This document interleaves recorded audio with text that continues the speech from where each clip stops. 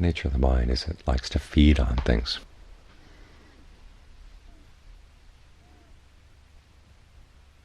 Feeds on pleasures from outside. Feeds on the support we get from other people.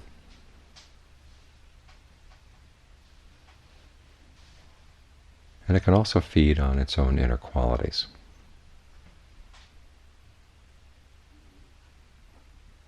If you develop them. If there's nothing much there, there's nothing much to feed on.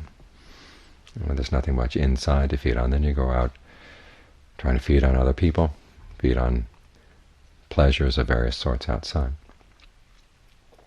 And if you leave yourself hungry inside, you're in a bad position. You have to depend on whatever you can find outside.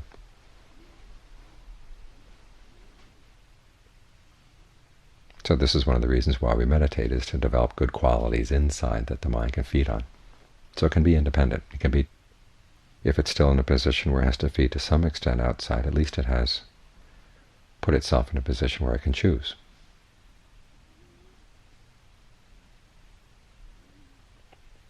So, what have you got inside here? It doesn't look like much to begin with. You've got the body sitting here breathing, and you've got the mind thinking and aware. But when you put those things together, they can grow. In other words, the more you're aware of the breath, the more you explore the breath. On the one hand, you find that the breath has a lot more to offer than just keeping the body alive. The way you breathe can have an effect on your health. And it can have an effect on your mental state. Even when the mind is kind of bouncing around, if the breath is calm, after a while it has a calming effect on the mind. The mind can begin to settle down. You can see it work the other way as well. You get upset and angry about something, and all those hormones start roaring through your bloodstream. Your heart beats, the breath changes. And even though the initial impetus that got you angry has gone, and the actual anger has gone out of the mind, you see the symptoms in the body, and it convinces you, well, the mind must still be angry because there's all this stuff going on in the body, and that can aggravate the anger and bring it up again, again, and again, and again.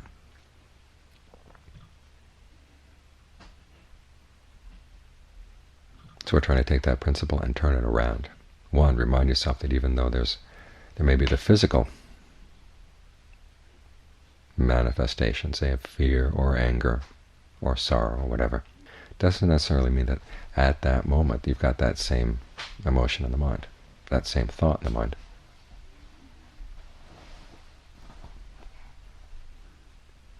And if you can consciously calm those manifestations, you find it has a calming effect on the mind. So try to breathe in a way that's comfortable. Easy coming in, easy going out, not strained or tightened or stressed.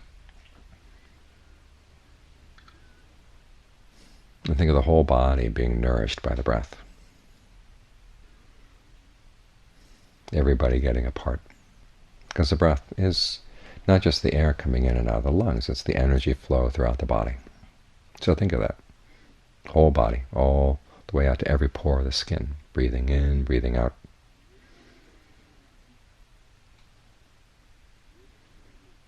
Then you begin to develop this resource inside, just the fact you've got this breath energy in the body that can be used for good or for not so good.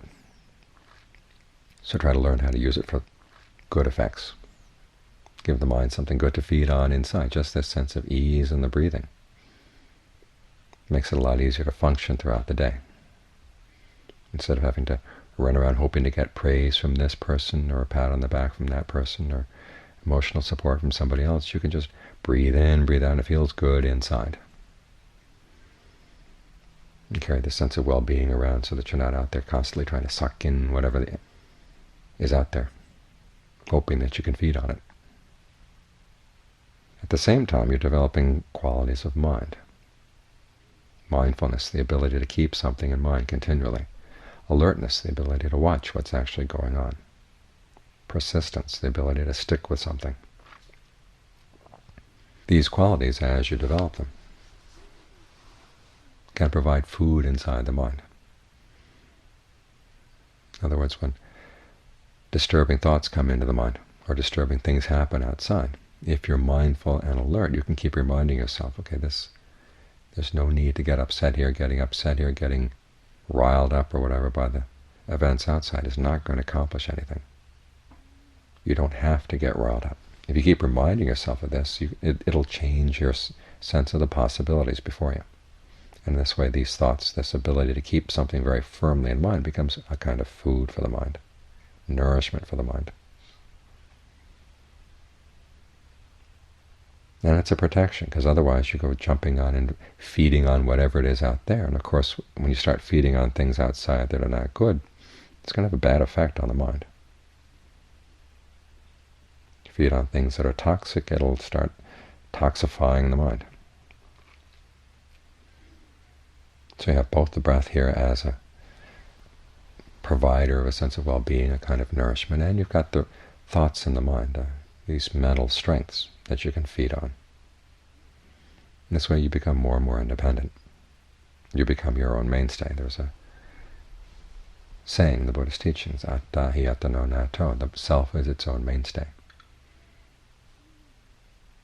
But it can be your own mainstay only if you develop the resources you've got inside. So that's what we're doing here. We're developing an internal food source. It gets even better when the mind really settles down and can develop a state of concentration, because concentration brings with it a sense of pleasure, even a sense of rapture, as you can stay with one thing and it feels really good.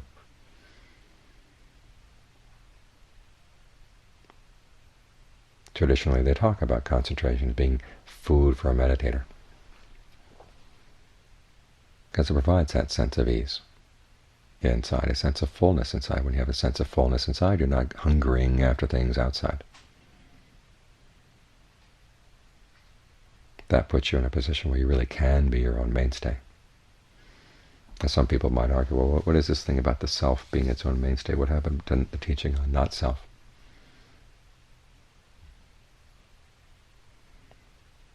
Well, making yourself your own mainstay, you're learning to be very selective about what you're identifying with. You can identify with skillful thoughts. You don't have to identify with the unskillful ones. You can identify with skillful tendencies. You don't have to identify with the unskillful ones. You're learning that you can be subjective about what you identify with. That's where the not-self teaching comes in. You realize this is something I don't have to claim as being me or being mine. You realize that it's a useful strategy for happiness, because that's what your sense of self is. It's a strategy for happiness. And some of those strategies are useful, and some of them are not. Sometimes they've been useful in the past, but they've outlived their usefulness.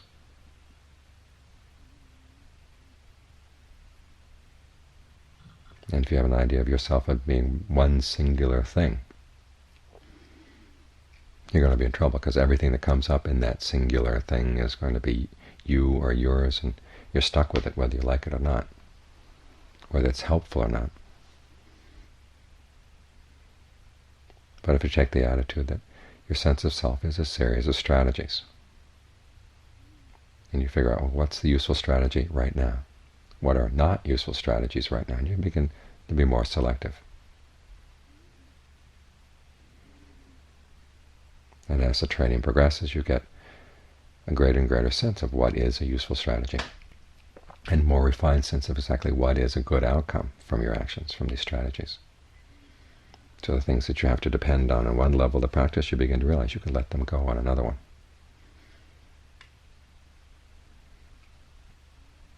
The reason we tend to balk at the idea of not self is, given that our sense of self is a series of strategies, it feels like we're being deprived of our strategies for happiness. What the Buddha is actually doing is saying, well, there's these other strategies as well, the learning not to identify with certain things. That can also be a strategy for happiness. So what he's doing is actually expanding your range.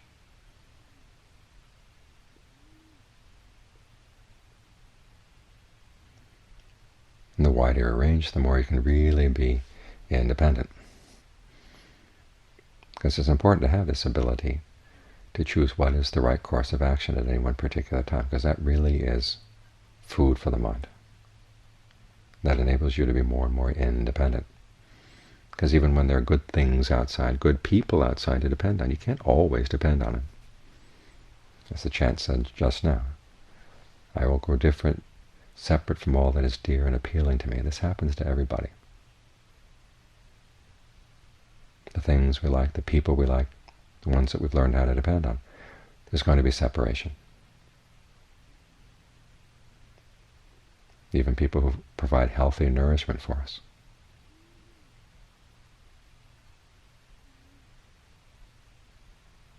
So we've got to learn how to be independent, to have our own internal food source, so that on the one hand we don't get sucked into a situation where we have to depend on people who are harmful for us. And then even when there are good people around, we learn how not to depend on them totally for our happiness, because we've got our own inner resources.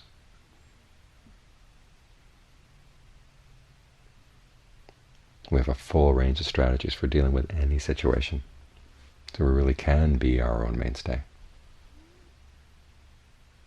So that's what we're doing here as we meditate, is developing a wider range of resources, a better range of food inside. So as long as the mind needs to feed, it can feed on something really good and healthy, and it has a safe food source, one that it can always depend on.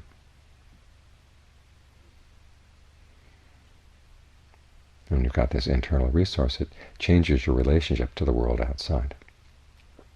You can look at situations, you can look at relationships, without that sense of hunger, without that sense of need. And that changes the dynamic radically.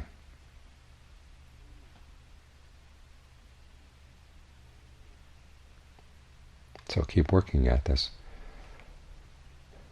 task of developing your inner resources, working with the breath, developing that into a resource, exercising your powers of mindfulness and alertness so they can become your resources as well.